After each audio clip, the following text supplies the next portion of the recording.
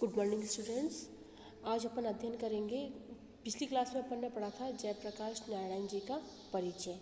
आज हम उनके लोकतंत्र संबंधी विचारों का अध्ययन करेंगे, यानी विद्यमान लोकतंत्र में सुधार के लिए उन्होंने कौन कौन से अपने सुझाव प्रस्तुत किए हैं। आज हम उनका अध्ययन करेंगे।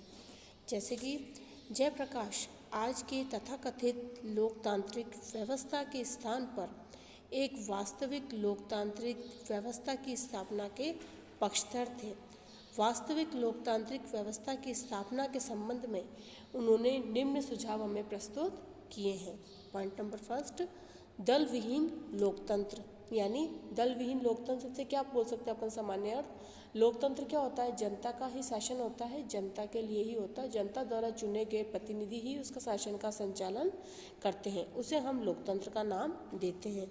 दल विहीन लोकतंत्र यानी लोकतंत्र में अब जो नेता चुन के आया है और जो वो उच्च पद पे जो विराजमान हुआ है, अब क्या है कि वो अपने यदि उस पद पे बैठ के अपनी स्वार्थ की पूर्ति करे और जो अन्य नेता है जो उसके साथ में उसके कार्य संचालन में उसका भागीदारी निभा रहे हैं, यदि वो भी पर्टिकुलर अपने गुट बना ले तो फिर वो लोकतंत्र की स्थिति नहीं रह सकती। उसको अपन बोल सकते हैं दल विहीन, यानी दल विहीन लोकतंत्र का होना बहुत ही ज़रूरी है। यूँ नहीं, लोकतंत्र तो है लेकिन वहाँ पे विभिन्न प्रकार के दलों का विद्यमान वहाँ पे हो रही हैं और अपनी स्वार्थ पूर्ति संबंधित कार्य किया जा रहा है, वो लोकतंत्र का नाम नहीं, उसको उस स्थिति को अपन लोकतंत्र का नाम नहीं दे सकते हैं।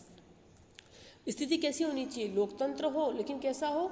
दल विहीन, जहाँ किसी प्रकार का कोई दल नहीं हो, लोक हित के लिए कार्य किया जाए, लोक नीतियों का निर्माण किया जाए, लोगों के अधिक से अधिक हितों की पूर्ति की जाए और लोगों को इस बारे में संपूर्ण जानकारी भी हो और क्या लोग भी जागरूक हो सकें, उसको अपन लोकतंत्र का नाम एक दे सकते हैं। जैसे दल विहीन लोकतंत्र, इस प्रसंग में जयप्रकाश जी ने सबसे अधिक प्रमुख रूप से दल विहीन लोकतंत्र के विचार का प्रतिपादन किया है।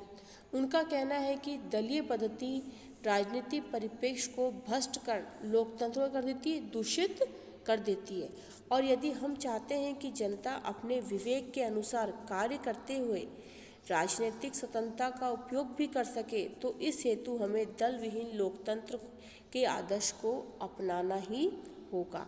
दल विहीन लोकतंत्र का आशय यह है कि शासन के समस्त ढांचे का निर्माण निर्दलीयता के आधार पर किया जाना चाहिए। जनता द्वारा अपने प्रतिनिधियों का चुनाव जनप्रतिनिधियों का व्यवस्थापिका सभा के आचरण दलीय भावना से मुक्त होना चाहिए, यानी उनका आचरण ऐसा होना चाहिए जो लोकहित संबंधी कार्य कर सकें, उनका आचरण के भ्रष्ट नहीं होना चाहिए कि उनका जो अपनी जनता चुन रही है अपने खुद के प्रतिनिधियों को, जनप्रतिनिधियों द्वारा स्वयं को राजनीतिक दलों के बंधन से मुक्त रखते हुए अपने विवेक के अनुसार राष्ट्र हित में कार्य करना चाहिए।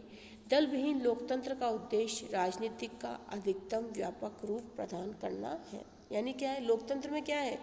जो प्रतिनिधि हम चुन रहे हैं, जिन प्रतिनिधियों का हम चुनाव कर रहे हैं, वो क्या हो? दलगत राजनीति से दूर रह कर सके और अपने राष्ट्र का निर्माण कर सके, राष्ट्र संबंधी अच्छी नीतियों का संचालन कर सके, और ये दलीय गुटबाजी से क्या हो सके? दलीय गुटबाजी इस लोकतंत्र की व्यवस्था में बिल्कुल भी दिखाई नहीं देनी चाहिए। और व्यवस्था कैसी हो?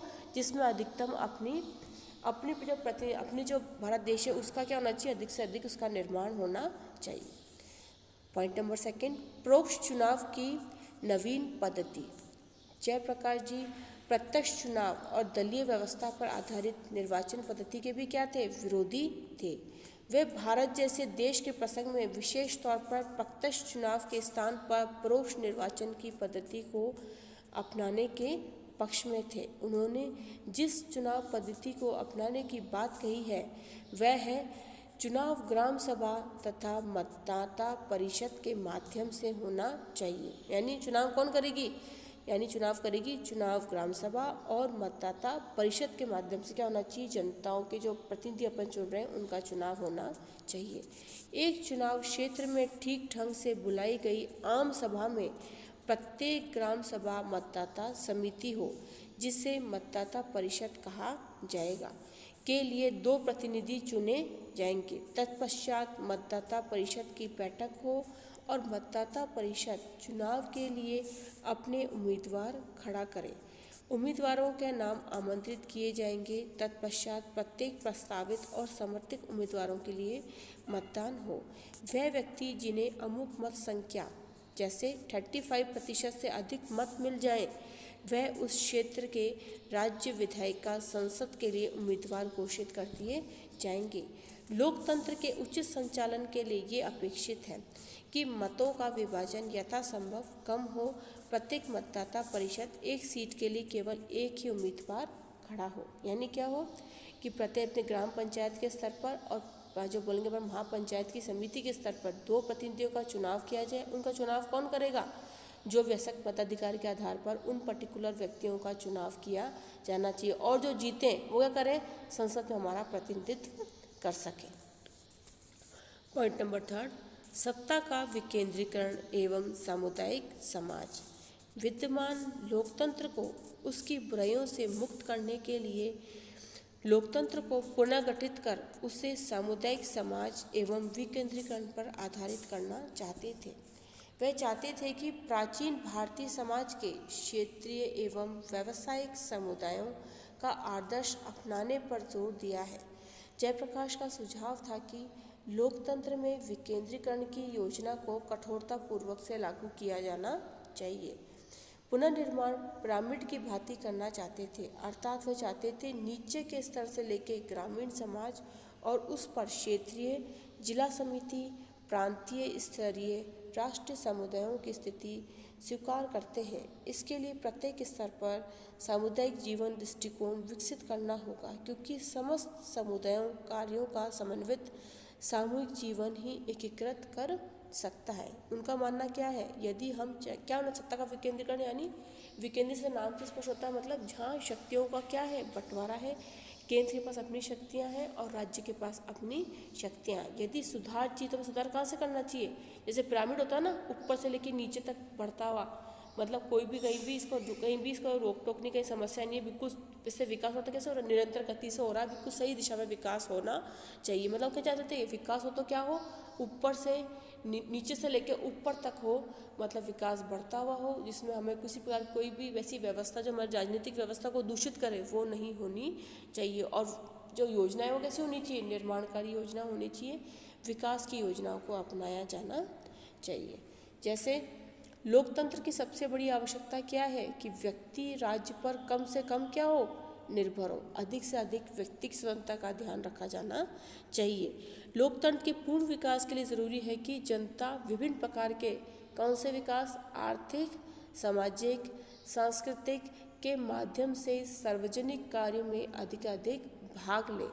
ऐसी लोक संस्थाओं की स्थापना की जाए जिससे व्यक्ति स्वयं अपने कार्य करते हुए आत्मनिर्भर भारत या आत्मनिर्भर हो सके, अपने जीवन स्तर को क्या कर सकें? ऊंचा उठा सकें, कटिबद्ध रहे।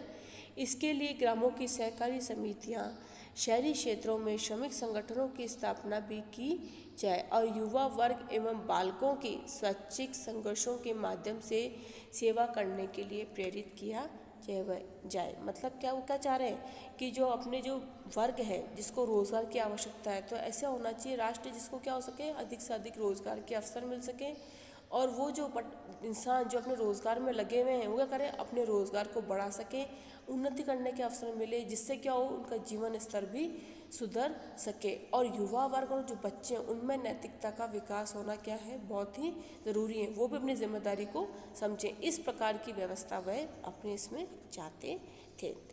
जयप्रकाश और राष्ट्रवाद, जिसे बोल सकते हैं अपन, जयप्रकाश जी ने अपने चिंतन और जीवन में राष्ट्रवाद को गहरे रूप में अपनाया। स्वतंत्रता प्राप्ति के बाद भारत की एकता के लिए भारतीय राष्ट्रवाद की अवधारणा का समर्थन करते हैं और भारत में विविधता के बीच एकता की स्थिति है। भारत जैसे देश में धर्मनिरपेक्षता ही राष्ट्रवाद का आधार हो सकती है। वह हिंदू राष्ट्रवाद की अवधारणा के आलोचक हैं। उनका कहना क्या है? सांप्रदायिक और धार्मिक आधार पर हिंदू राष्ट्र की स्थापना स्वयं हिंदू संप्रदाय के लिए घातक होगी, किंतु राष्ट्रवाद की अवधारणा धर्मनिरपेक्ष विरोधी है।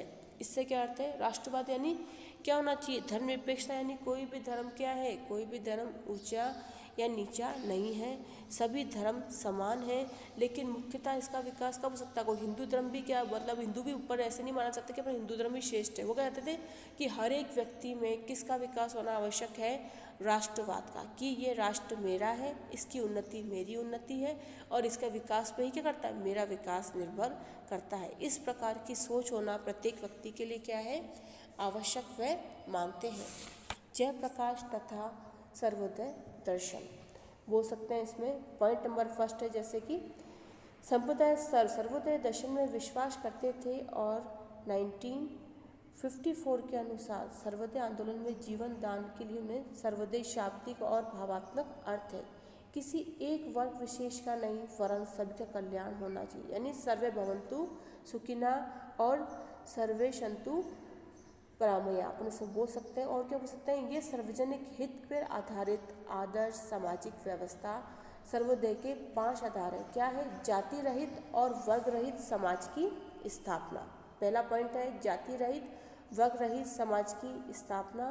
दूसरा है सार्वजनिक क्षेत्र में स्वच्छता और कुशल प्रशासन। सार्वजनिक क्षेत्र में क्या होना चाहिए? स्वच्छता होनी चाहिए और कुशल प्रशासन भी होना चाहिए। पॉइंट नंबर थर्ड है सामाजिक व्यवस्था का आधार क्या हो? विकेंद्रीकरण, जहाँ क्या है? शक्तियों का बंटवारा हमें देखने को मिलता है और समस्त शक्ति जनता को प्राप्त होना और अधिकारी वर्ग द्वारा अपने आप को जनता क्या समझना? स्वामी नहीं बल्कि एक सेवक समझ के अपनी जनता की सेवा करना। तब जाके क्या हो सकता है? एक अपन बोल सकते हैं कि लोकतंत्र में सुधार संभव हो सकता है। आज का टॉपिक यहीं तक ही। नेक्स्ट जो टॉपिक है वो इसके अपने जो सीक्वेंस में आएगा और दूसरे पॉइंट वो अपन नेक्स्ट क्लास में इसका स्टडी करेंगे। Thank you.